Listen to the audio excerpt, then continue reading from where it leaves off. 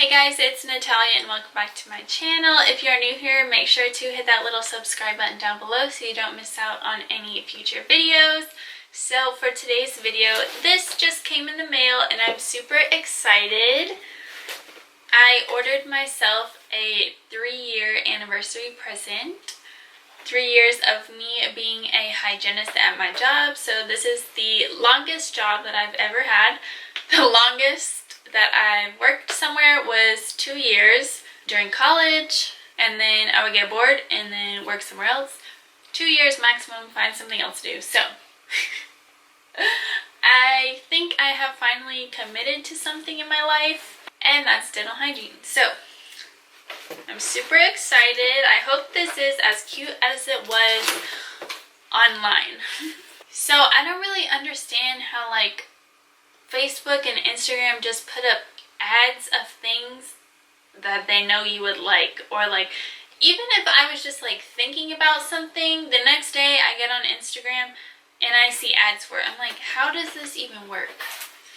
But there was an ad for this and I have been watching it for a couple weeks, and then I was actually going to order it and it was sold out because this is from the Coach outlet. And then like 2 weeks went by and then I saw another advertisement for it, so then I actually clicked on the link and it was not sold out. So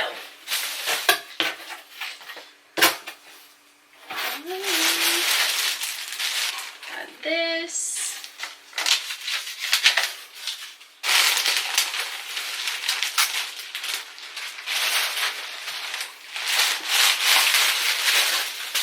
Wow. So this is the bag. Let's take all the stuffing off.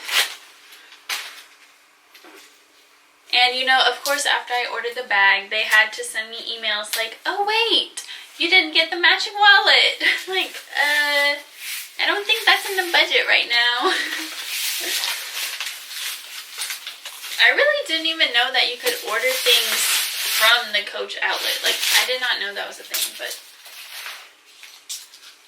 apparently I've just been missing out my whole life, apparently, for 26 years. We got little plastic on the little metal part so nothing gets scratched. They are super fancy. I can't even get it off. Alright. And this goes here.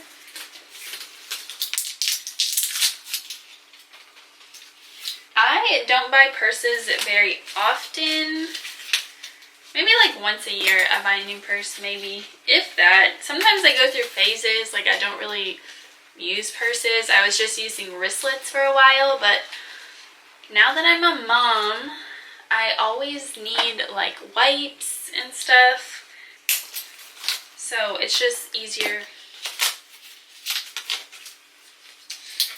And this was $3.28, but I got it for $129, so that's like almost $200 off. Putting this over here. My current purse that I have right now is light brown, and it has like a skinny strap and then it has gold links. It's probably in a TJ Maxx haul from like Christmas. Alright, so this is the bag. And the strap is brown. And this part is black. And you open it up. And it's pretty decent size in here. Like, I definitely will be able to fit some wipes and my wallet and my keys and my phone. And that is pretty much my necessity, along with hand sanitizer. Yeah, I've really just been into thick straps lately. There we go. Wow, this is super cute. I love this. So yeah. Anyone who's a vegan probably is not a fan of this purse right now, but it is super good quality. You can tell that this thing is going to stay pretty for a while. So I'm excited.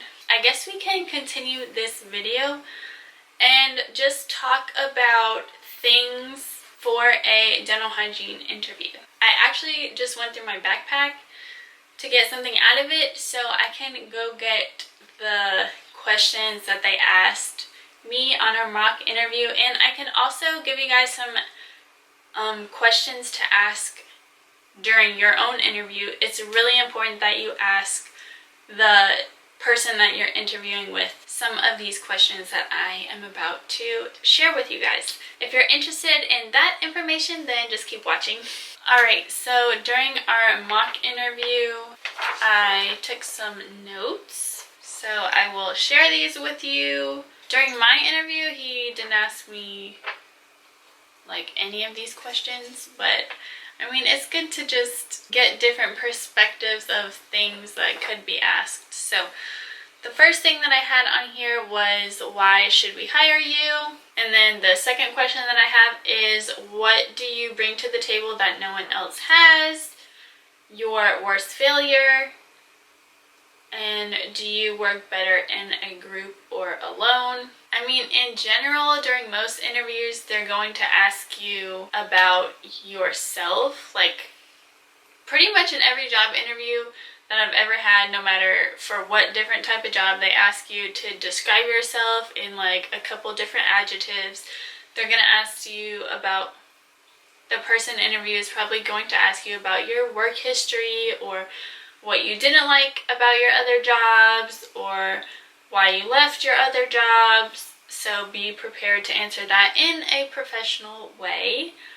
Of course, before you go into any interview, you want to research the company. Like, you want to know like what the company is about and what they stand for, so that when you're talking, you can present yourself in a way that would fit into the company, if that makes sense. And then on my notes from, I guess, school, it says words not to say during an interview, whatever, kinda.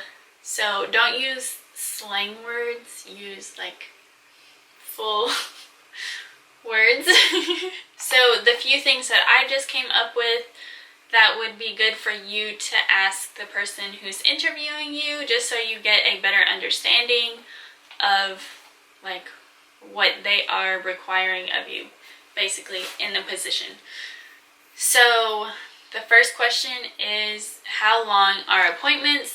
This is important because when I got out of dental hygiene school, I knew that I could do a full adult prophy appointment in an hour, but the job that I went into scheduled adults at 50 minutes. So in this 50 minutes, you're going to have to do everything. You're going to have to do the cleaning, you're going to have to do the x-rays, you're going to have to not get all the way up to like 45 minutes because you're going to have to go get the doctor. Sometimes you have to wait for the doctor to come in and check your patient, and so I really had to quicken up my time.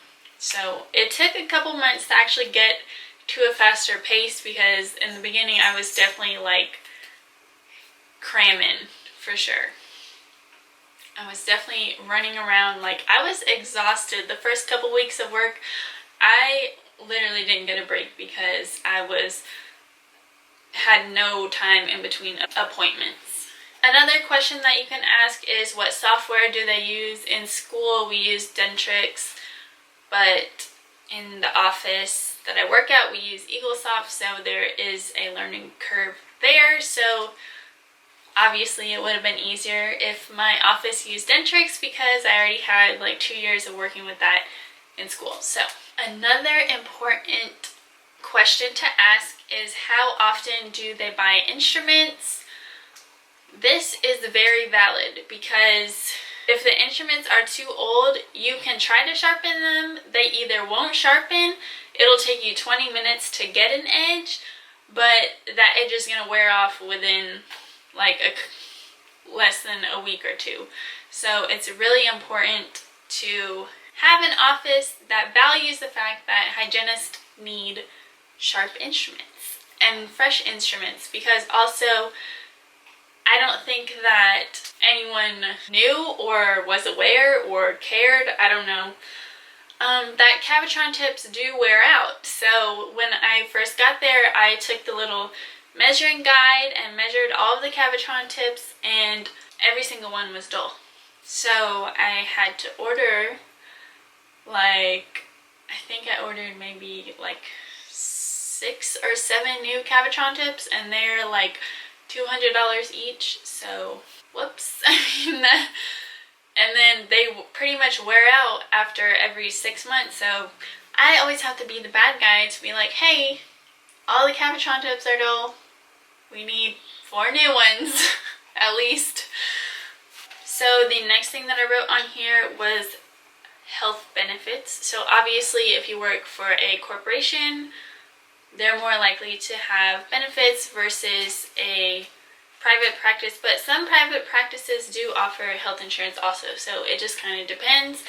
If they don't offer health insurance, sometimes you can ask for like a $200 monthly stipend to go towards a individual health plan, because individual health plans are expensive. So that is something to consider. When I got my job, I knew that they did not have health insurance, but I was 23 when I started working, so it really didn't affect me because I was still obviously on my parents' insurance until I just turned 26 last November. And I've just been living on a prayer ever since. I don't know, I'm kind of like, I see the point of health insurance, but then I don't, because if I'm gonna spend $300 a month, that's like over $3,000 a year on health insurance, and I hardly ever go to the doctor. Like, literally, I have to be dying to even want to go to the doctor. So at that point, I'm like, I might as well just pay out of pocket. I'm not gonna have a $3,000 flu test or something crazy like that. So I've kind of been like in the middle about it. Like, I probably should get it, but I'd literally be blowing $3,000 a year for how many years since I'm 26. So unless some catastrophic event happens or some crazy accident happens, it's really not justifiable for me right now. So there's that. Another question to ask is if you have like dental hygiene production bonuses. When I first got hired, my hourly was a little bit lower, but with the 2-week bonus system that we were on, I remember one check, my bonus was literally almost the same as the amount that I made from hourly for 2 weeks. And I was like, did I get paid wrong? Like, why is it like this? But it's important to know because you can kind of like weigh your options that way. If you don't get bonuses, then I would obviously not recommend taking a lower hourly, but also know that if you do work in a corporate office, you probably will get paid more hourly, but your appointments are going to be a lot shorter and it's going to be more demanding. Probably not that enjoyable, but you know, you take your wins and losses, I guess. Another important question is how much unpaid vacation do you take? Because I've heard that some dentists like to take 6 to 7 weeks per year of vacation, which would obviously be unpaid. And some people, like my doctor, hardly ever take off. It's like a day here, 6 months later, maybe 2 days here. Like, we're not getting vacations around here. So that's another important factor. If you can afford to not work and have unpaid 7 weeks vacation a year, then do that. But if you can't, then it's important to know that ahead of time, so make sure that you ask that question. And then the next question that I have is who is in charge of recall appointments? Because I've heard that in some offices they will print you off like 30 pages of missed hygiene appointments and expect for the hygienist to somehow find time in their schedule between doing cleanings to reschedule 30 pages of dental hygiene patients. Like, what is the front desk doing? Like, I'm pretty sure that's the front desk job. So that is important to know. The only time that I really do recall is I do it in the room at the end of the appointment. I schedule their 6-month cleaning, or if I randomly answer the phone at lunch or something, I can schedule someone's appointment like that. But don't print me out 30 pages of people to call, because I'm not a receptionist. And then another question that I have is, do you refer out for ortho and perio? This is important because some dentists try to keep every single patient in office. That is not ideal for every single patient, because some people need to have more cleanings a year to go in between their general dentist and a periodontist to get that periodontal disease under control and the inflammation down. So it's important to know that. And some dentists put braces on people even though they're not like qualified orthodontists, which is crazy, and I would never get braces done by someone who was not specifically an orthodontist. I don't work for someone who would do that, but we have heard of people that do that. So that's important to know as well. And the last question that I've came up with, just so that this video is not forever long, is, does the office require specific uniforms? So sometimes people will have like their monogram logos on them. Sometimes the office will pay for uniforms. My office does not pay for uniforms, and we don't have to like coordinate specific colors for specific days of the week. We just wear scrubs. So this concludes today's video. If you enjoyed, make sure to give it a like. If you have not already, make sure you are subscribed to my channel down below. Share this video with someone who is going to be a future registered dental hygienist soon. If you have any other specific dental hygiene topics that you want me to cover, leave them in the comments down below. I would love to create these videos for you guys. Thank you guys so much for watching, and I will see you guys in my next video. Bye.